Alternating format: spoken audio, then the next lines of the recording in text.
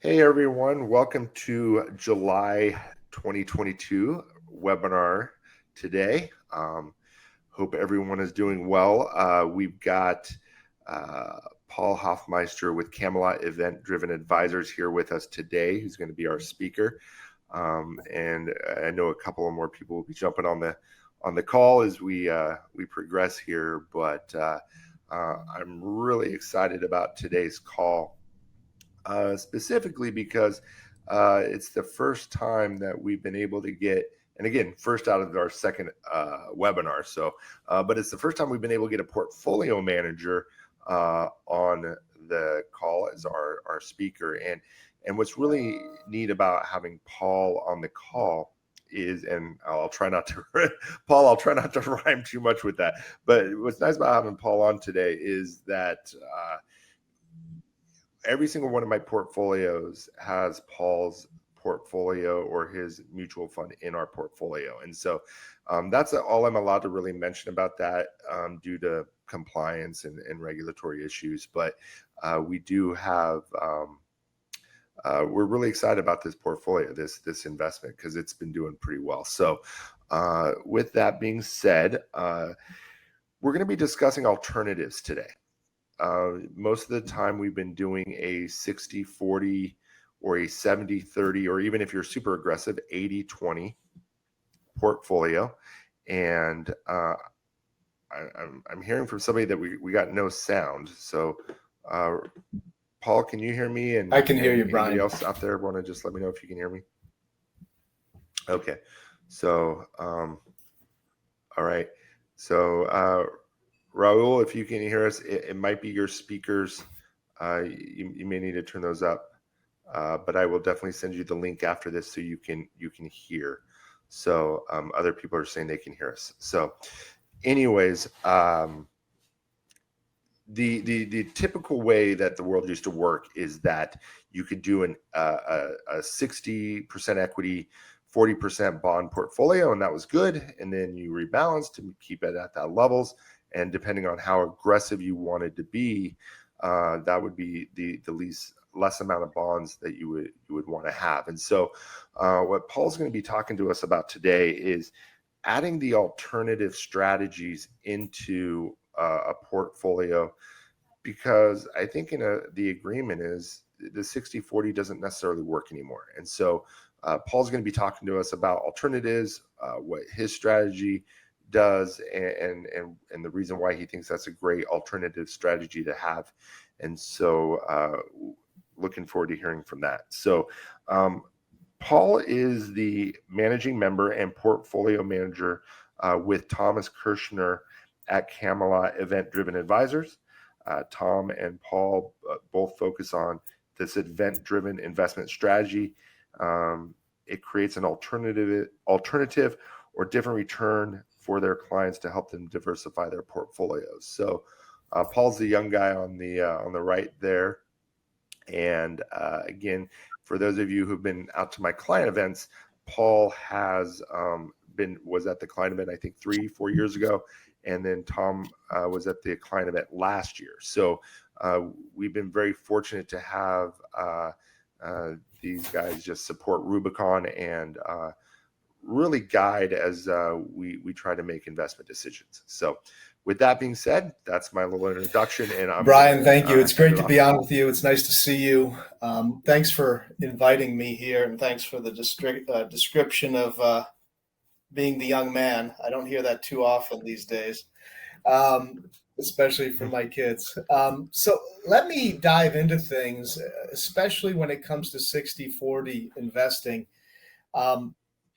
One of the big challenges that we're hearing from clients today is, how does an advisor evolve their classic 60-40 allocation? So their classic 60% allocation to equities and 40% allocation to fixed income. And when you look at the data for the 60-40 approach, and that you can see that here on the slides, the returns have been compelling over the last decade. A big question, though, is what are returns going to be going forward, especially with his interest rates having been so low in the last couple of years. Last year, the 60/40 strategy seemed to perform reasonably well in the aggregate, but there was something startling, at least to some of us, which was that the fixed income strategy was down a little more than 1.5%. And this is based on the Bloomberg Barclays U.S. Aggregate Bond Index. So you had stocks that were up quite a bit last year, and then you had bonds that were down. And it did raise some fears or some questions, especially at the beginning of this year. Could this be the crack in the foundation? Now, this year, we are seeing interest rates go higher. We're seeing inflation skyrocketing. I believe, thanks to yesterday's CPI number, CPI is at a 41-year high. So we very well could be entering this period of stagflation, of inflation, slowing growth, and advisors are questioning whether the classic 60/40 allocation still makes sense and whether they need to evolve their allocation split to include alternatives. So some exposure to equities, fixed income, and then alternatives. Through yesterday, some fixed income indices were down nearly 10% year to date, while equity indices like the S&P 500 and NASDAQ were down almost 20% or more. So that 60/40 allocation this year is not performing like it has during the last decade. So we're at Camelot Event-Driven Advisors, we're trying to help advisors to evolve their asset mix to include some exposure to alternative investments. And as you mentioned earlier, what we focus specifically on is event-driven investing, which is a style, an alternative style of investing. So let me stop there. I can dive into what event-driven investing is. Yeah, real quick, Paul. Yeah. So, and we're going to do a little more back and forth than we did last month. So I'm going to be jumping in on Paul's talk a little bit. Just to give you guys an idea, year to date, the Barclays Ag is down 14.15% as of yesterday. So that's quite a difference than even from last year. So you're saying that Barclays Ag Index, if you use that to represent fixed income, it's down just over 14% year to date. Yeah. Quite different than what we've seen in recent years, that's for sure. So let me go a little bit into what event-driven investing is. I'll go into the definitions, but I think it's more important to focus on examples, I think, that give life to these different types of investments. So event-driven investing or an event-driven strategy refers to an investment strategy which an investor attempts to profit from a security mispricing that may occur during or after a corporate event. So basically, this is a style of investment where we're investing in the securities of companies that will experience some kind of corporate event or change in the structure of the company that will hopefully unlock some value. And often what we found is that event-driven return streams can be less correlated to the overall market movements and more correlated, or they can be highly associated with the specific event itself. And we'll go into some examples. So first, perhaps one of the most popular event-driven strategies is merger arbitrage. And merger arbitrage is a strategy that invests in the securities of companies that are subject to, let's say, a publicly announced merger, a takeover, or a tender offer, or some other kind of corporate reorganization. And like I said, merger arbitrage is perhaps the most common strategy people think of when they think about event-driven strategies. So basically, we're looking to profit from the uncertainty that exists during the period between an acquisition being announced and when it's formally completed. So here's an example. You have company A that might be trying to buy company B for $100 a share.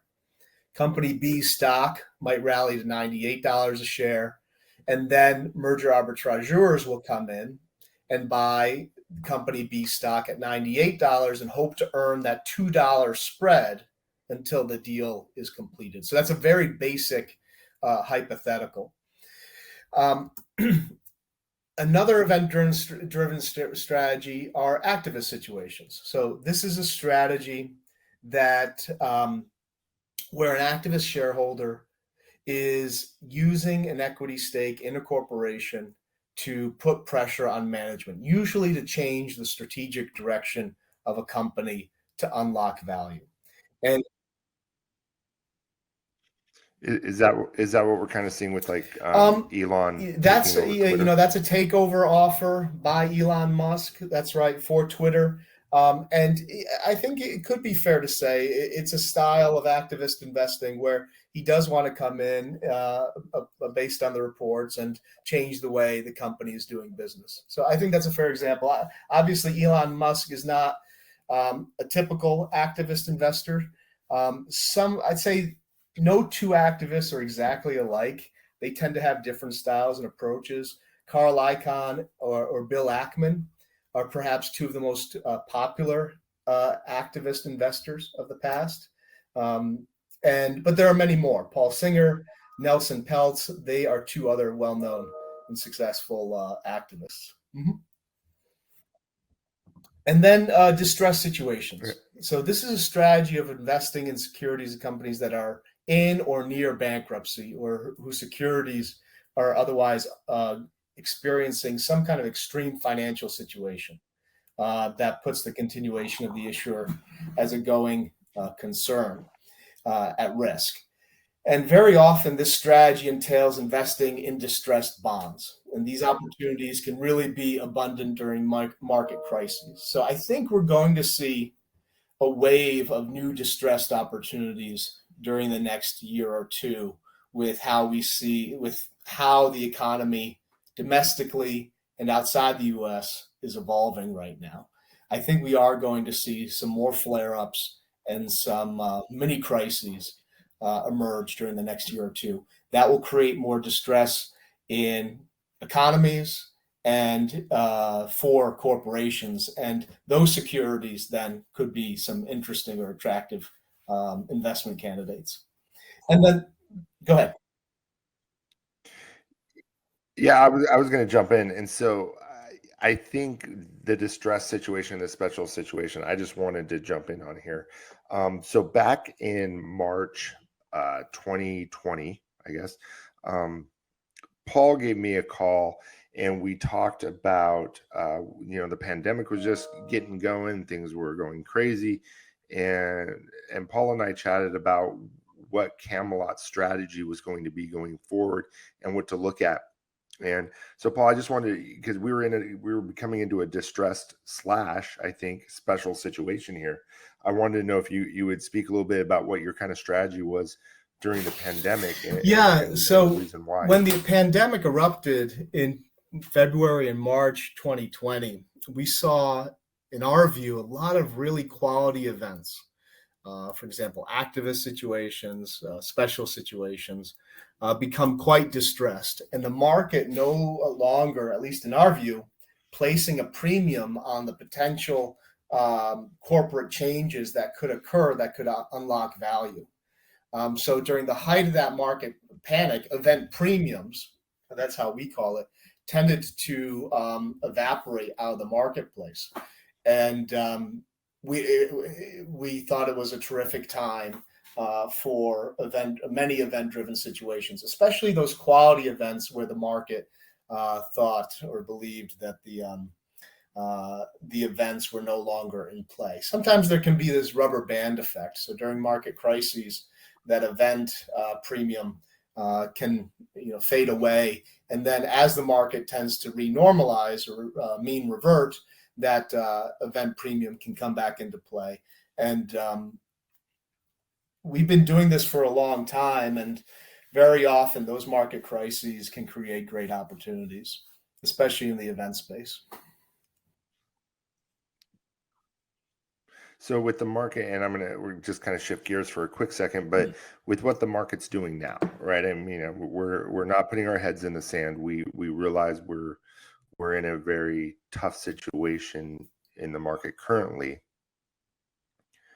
Are you seeing some special situations or things that we should look for out there in the market, or at least as people who are listening in on this, who are your typical investor who are concerned about their portfolios, saying, here are some of the strategies that we're looking at, that there is some diamonds out there in the rough, rather than just be like, man, everything is bad. And because I'm an optimist, so I don't always think everything is bad, but what are some gleaming lights that I right now think that you're looking at? there are some really compelling opportunities emerging in the special situations space, where I think where Thomas and I believe there is some mispricing that's emerging in the marketplace. And if you have some patience over the next 12 to 24 months, we think the risk reward profile looks fantastic. On the distress side, we are seeing distress here in the United States and outside the U.S. We don't think it's the perfect time. We don't think it's the right time just yet to swoop in on the distress side. We think there's going to be more opportunity during the next 6 to 12 months there. So we're not being overly aggressive on the distress side just yet. But with the economy stagnating, with wages falling a bit recently, and input costs rising, and inflation squeezing consumers, we think that distress trajectory is going to continue and worsen here over the next year or two. So I think it's just a matter of being patient and looking for the quality events, waiting for those quality events, or those more fat pitches down the middle of the plate.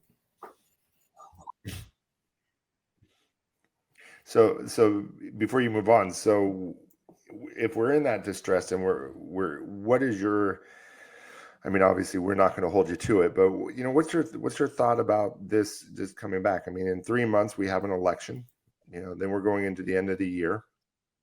Then we've got next year, which, the presidential election is going to start ramping up. But, what's your thought of stepping back and going, man, we're going to be in for paying for another 2 years? Are we in for paying for another three months? What's kind of the thought process? It's a good question. I personally think there's more pain to come. First of all, I think the dominant macro variable of 2022 has been the Fed variable. So as the Fed has inputted or added more hawkish rhetoric into the marketplace, you've seen stocks and bonds underperform. So now that said, if the Fed were to stop here and say, we're not going to raise rates any further, or we're not going to raise rates more than the market expects, I think we could have a Fed relief rally. What concerns me, though, is more medium term or long term, is this consumer and corporate squeeze that's happening with slowing growth and rising input costs and inflation. And so I do think there's more pain to come, either economically or financially. I don't expect, by the way, that the Fed is going to let up on their hawkish rhetoric anytime soon. You have this most recent CPI number showing a 41-year high in inflation. And then you have unemployment still at 3.6%. I don't think that's a combination, an inflation/growth combination, that will compel or persuade Fed members to back off from their hawkish posture here. It seems to me that they're really intent on combating inflation and getting in those inflation statistics lower. So we do expect more interest rate increases, significant ones. Yesterday, there was a lot of chatter about 100 basis point increase by the Fed at their next meeting.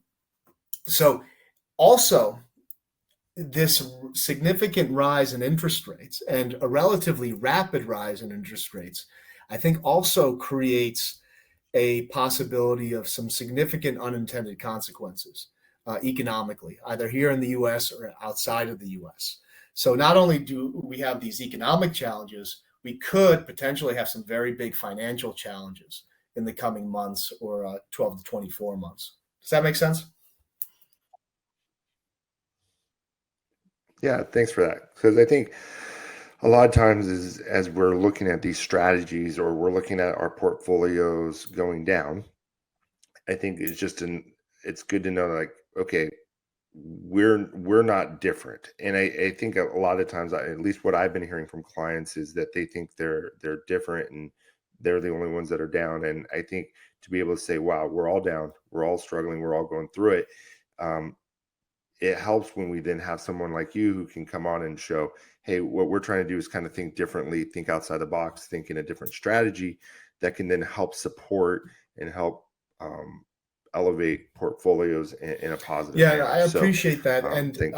why don't I go through an example? Or let me go through three examples of event-driven strategies, and believe it's on the next slide here. So this is an example of an activist situation, and really, what we're trying to share here or impart is that with these event-driven strategies, hopefully you can see that they are a manner of investing that might be less correlated than your traditional stock or bond investments. So the way we think about it, it's a different way of investing. So here, this is a chart of IEC Electronics' chart price going back to the end of 2014. And with it, you also see the S&P 500. And this is an example of an activist situation. In this case, IEC Electronics, they're a company based in upstate New York. They provide electronic manufacturing services for the medical, aerospace, and defense and industrial industries. And in 2014 and 2015, Vintage Capital, the activist investor in this case, they began to make the case to IEC shareholders that they had a different and perhaps better strategic plan for the company. And that included focusing on the core business, excuse me, improving growth opportunities and improving margins. And ultimately, shareholders voted between the old guard or the old management and then the new leadership recommended by Vintage Capital. And the majority of votes were in favor of Vintage Capital. So beginning in Q1 2015, that ushered in new board members and management and a new strategic direction for the company. Excuse me. So in our view, that leadership did a very good job in the subsequent years in improving the business. And so much so that in recent years, the company built a new manufacturing facility in upstate New York to accommodate their growth. And ultimately, in August 2021, IEC announced that it would be acquired by Creation Technologies for over $15 a share. And so when you look at this activist situation between the success of the proxy contest in early 2015 and the announcement of the acquisition by Creation Technologies, IEC's stock price rose over 240%. And that compares to about 115% return for the S&P 500 during that time frame, not including dividends. So as we see it, the changes to the company's strategic direction, which were catalyzed by this activist shareholder, led to some very attractive stock performance. So hopefully that gives you an idea of how some kind of corporate change can lead to return streams that are different, and in this case, different from traditional equity markets. Does that make sense? Yeah, that's a very telling The second chart. example we wanted to share with you today is related to merger arbitrage. And as I mentioned earlier, merger arb, as some people call it, it's a strategy that invests in the securities of companies that are subject to publicly announced mergers or takeovers or tender offers. So IEC, once the takeover of the company for $15.35 a share was announced, it became a merger arb situation where investors could come in, try to buy the respective stock below the takeover price and sell it for the deal price or perhaps even better. And often there's a price spread that can be captured if the deal completes. And note here too that very often that potential profit can be less correlated to the overall market because a key driver of that return and at least in this case, is whether the takeover completes or not. So in this case, yeah. Yeah, so Paul, is that similar to like the Twitter when Elon said he's going to buy it for like what I think $35 a share or something like that, and then it dropped down and then it went up, and is that like that merger arbitrage situation where you could buy that stock at $33 a share, thinking it's going to go to 35 because that's the takeout price, and so maybe you make that $2 a share difference. Hopefully the deal goes through. But you definitely don't want to buy it above the takeout price, because then if that market drops or the takeout price happens, your stock that you bought at $40 a share is really only now worth 35. When it comes to merger arb situations, that respective stock price can trade on the prospects of whether the deal is going to complete or incomplete. Or not complete. And so if you mentioned the stock price going above the deal price, that could occur also because some investors might believe that there could be a bidding war for the company and that somebody else, another entity, might come in and make a higher bid for the company. So, but that's all part and parcel of trading the event based on the prospects of the event's success of completion. Yeah. So in this case, IEC, the arbitrageurs, depending on where they were able to enter the stock in August 2021, they were able to generate about 0.5 percentage point of return in less than 2 months, while the broad stock market was doing what it was doing. And in this case, the S&P 500 happened to be down more than 3% during that time frame, not including dividends. So again, this is an event-driven investment situation. It's specifically a merger arbitrage situation. And hopefully it gives you an idea how there is this potential for less correlated return streams. And then the third example we wanted to share with you is this special situation. And again, this is a strategy that invests in companies experiencing an atypical event that has the potential to alter the course of the business and unlock value. And that can include companies that are spun off from larger companies. And this is a recent example. This is a chart of Vmware. And in May of this year, Vmware announced that it would be acquired by Broadcom in exchange for cash and stock. And Vmware was on the radar for many event-driven investors because it was a company spun out from Dell in 2021.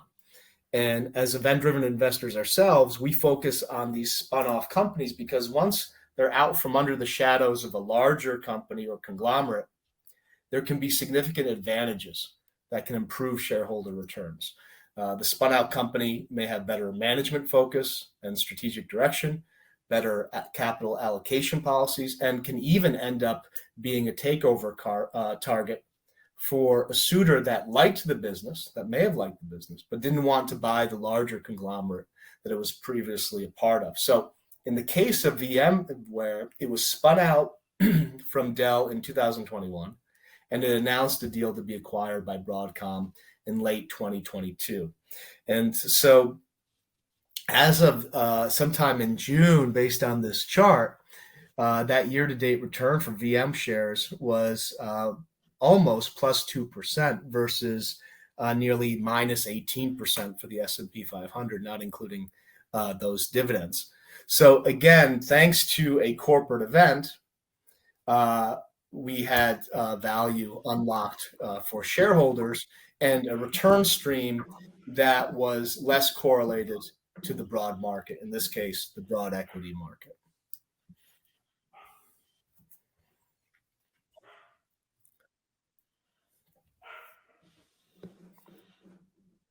All right. I like it. So why would a company wait for a spinoff and not just buy maybe that piece of business? Yeah, it's a good question. Sometimes that business might not be on that company that's ultimately spun off might not be on the market. to be sold. And it might take a more focused management during after the spinoff completes that runs a formal sale process, or the potential acquirer coming in and seeing these new spun out companies on a standalone basis and seeing them for the real value that they have as a standalone, as opposed to their financials being mixed up within that conglomerate structure prior to the spin out. Okay. So, Good.